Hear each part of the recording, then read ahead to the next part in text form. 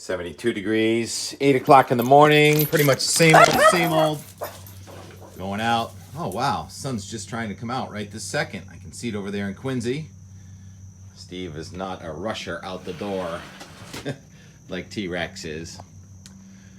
Okay, finally a little joy as the low clouds and the humidity break a tiny bit for some sunshine today.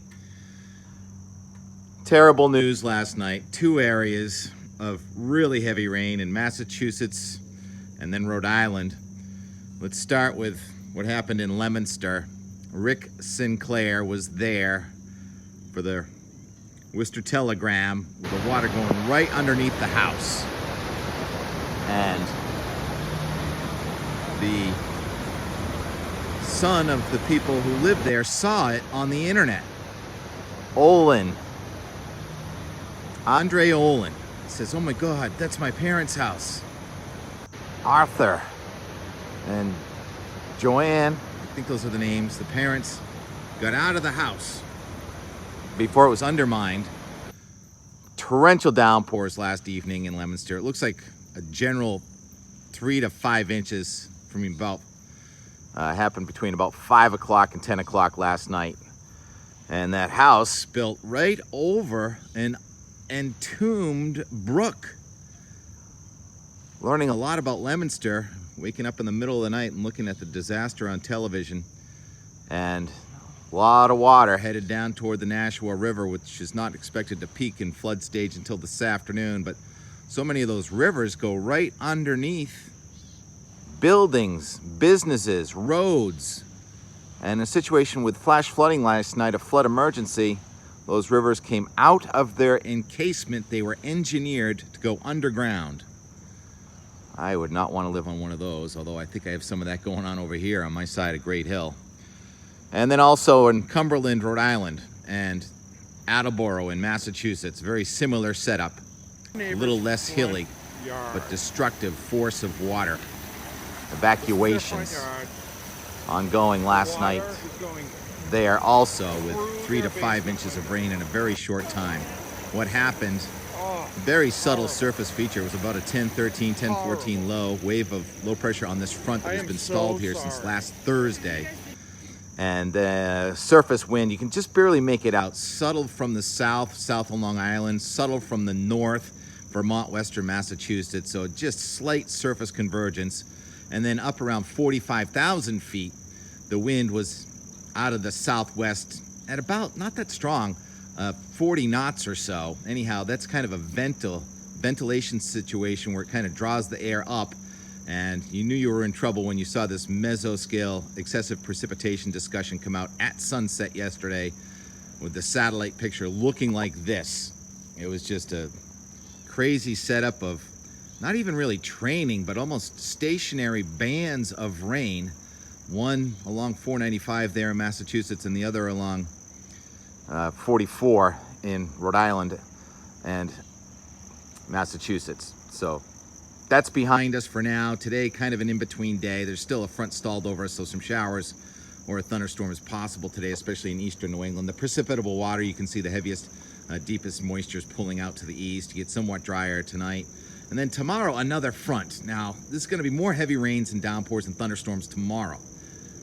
So today, day off. Tomorrow, more flooding threat. Not so much for the rain that's going to fall tomorrow, 1 or 2 inches in spots. It's going to be more progressive, but because the ground is so saturated. And then drier air comes in. Thursday looks like the pick of the week with sunshine, temperatures well up into the 70s. The dew point goes down to the 50s. Finally, a break. It would be great to see Lee going out with that front, but that's not the case. So now to Hurricane Lee. It's held together with about a 948 millibar central pressure and an 80-mile wide, almost concentric eye. And the Hurricane Center says it's going to start turning to the north now. And as long as it doesn't get west of 70 degrees, I think we're not getting a hurricane. But certainly some alarming projections by some of the guidance. The spaghetti plot is the most consistent, and this is what the official forecast is going to go by. Missing New England, or Cape Cod anyway, to the east by a couple hundred miles. At that point, it'll be going extratropical or post-tropical. So instead of being a very condensed storm with the heaviest wind very close to the center, now The wind will be decreasing, but the wind field will be expanding rapidly, so the stronger winds will go out. Instead of 100 miles, they'll go out several hundred miles, so you still can get clipped by some heavy wind. And here's the GFS, not showing the Euro too alarming and inconsistent and illogical. It's not out of the question. You can find that on pivotalweather.com. I'm showing the GFS because this is more consistent and it makes more sense, with about a 962 low east of us. I mean, that's serious, but that should keep the storm surge and the destructive winds offshore. Definitely huge waves here. It's already a long period swell showing up with a couple feet. I'm not sure if that's all the way ahead of Lee or not. And now it's faster too. That goes by Saturday afternoon. So it looks like the worst of the weather should be offshore, and it would be windy on Saturday near the coast. Hardly any, you won't even know it's going by. You get 40, 50 miles inland.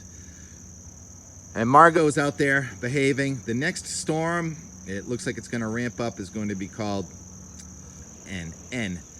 Nigel. Nigel is going to be the L storm, and that's forecast to go out in the central Atlantic also, but some of the long-range guidance also tries to bring that in our direction.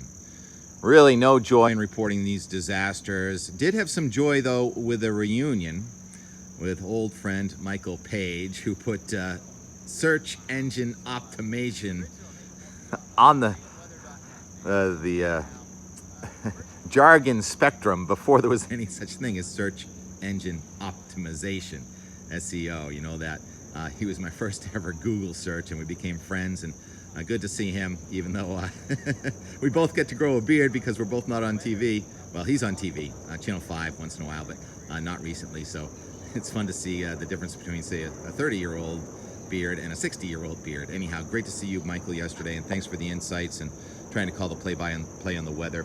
It's Tuesday. Tomorrow we will try and get more definitive on the possible impacts with Hurricane Lee going by on Saturday or Saturday night. So we're going to take it very seriously, but it's still a little early to say cancel your plans and pull your boats. But you're definitely going to have, the plans in place just in case. All right, talk to you later. Oh, looks like Mitt wants to get in on this one. Hey, Mitt. Hey, Mitt. Whoa, where are you going? Oh, boy. All right, chase is on. I'm chasing.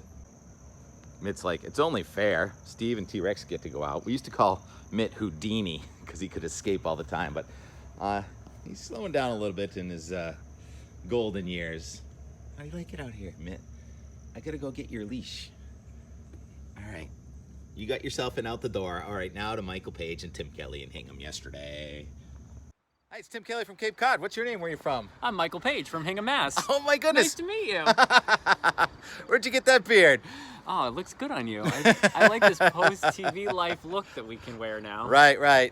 We used to be on TV together. Michael and I have been friends for a long time. I would say maybe around, I don't know, you were 14. When did you build your website? Yeah, high school. High school. Yeah.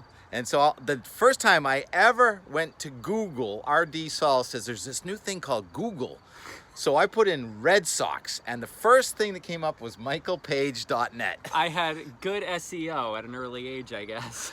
I know, and that must have been 20 years ago. A long time ago now. Wow. So the original HinghamWeather.net, man, still here now. Where's your career taking you now? What are you doing? Well, I still moonlight on TV every once in a while, but took over the family business right here in Hingham. So now I mostly run the business, still talk about the weather, but now it's more fun. Right, that's kind of how I feel. Like weather was my hobby when I was a little kid, and then I did a career, and now it's kind of my hobby again. Yeah, but especially in the summer, you don't have to watch the radar as much.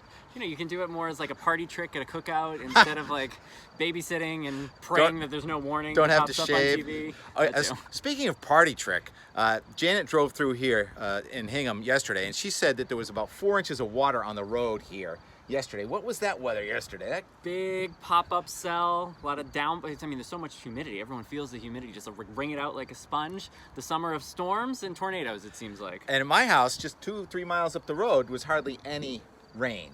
And now, yesterday there was no flood watch. Today there is a flood watch, so of course... I don't see any rain. It's not raining.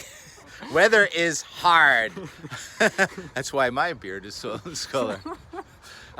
So what do we think about not only today's forecast. I guess let's skip over that and let's just go right to the hurricane. Lee is the good stuff. Lee. Everyone wants to know about Lee. What's Lee going to do? And now remember, this is going to air tomorrow morning, so this forecast is going to be 18 hours I old. mean, I feel pretty good about it. I feel like the forecast has been, and the weather overall. I mean, this is the thing. You can look at the models and get hung up in one model here or there, but like, you know, big picture weather, looks like this is an out to sea, and maybe we get a little fringe rain and wind on the coast, but I don't think anyone's going to remember Lee more than a couple of years from now. I think I'll remember it like I remember Ophelia in 2005. I think you were kind of young then, but no, you were probably covering it on hinghamweather.net. Ophelia, we had hurricane warnings, and or I think maybe just a watch, and then the thing missed Nantucket by like 200 miles, and the sun came out and there was no wind. I think, you know, we'll get some rain, we'll get some wind, but like New England, it's been 30 plus years since we've had an actual hurricane. I mean, most people think we keep getting hurricanes because they come close, but Right. we haven't had a hurricane. Hurricane Bob, August 19th, 1991, and that was enough for me. I mean, I don't really want a major hurricane. I never want to see a major hurricane. No, because not in my neighborhood anyway. Maybe if I travel. it's going to be bad when we actually get Yeah. one. So that's why, I don't know, like I am surprised when people seem like, oh, this one's going to go out to sea. I'm like, yeah, you should be very happy Yeah. this one's going out to sea. I'm kind of thinking maybe hybrid nor'easter type thing. Oh yeah, we'll expand. Yeah, I mean, that's so right. normal for the wind field to expand. Right. But, you know, we've had so much localized severe weather this summer anyway. It's like, it's been a lot. And then my favorite part is when these hybrids go by and you see rain change to snow in the higher elevations. Like that happened with Sandy in Virginia. Oh yeah. And when this thing gets to Canada, there may actually be some snow coming out of it.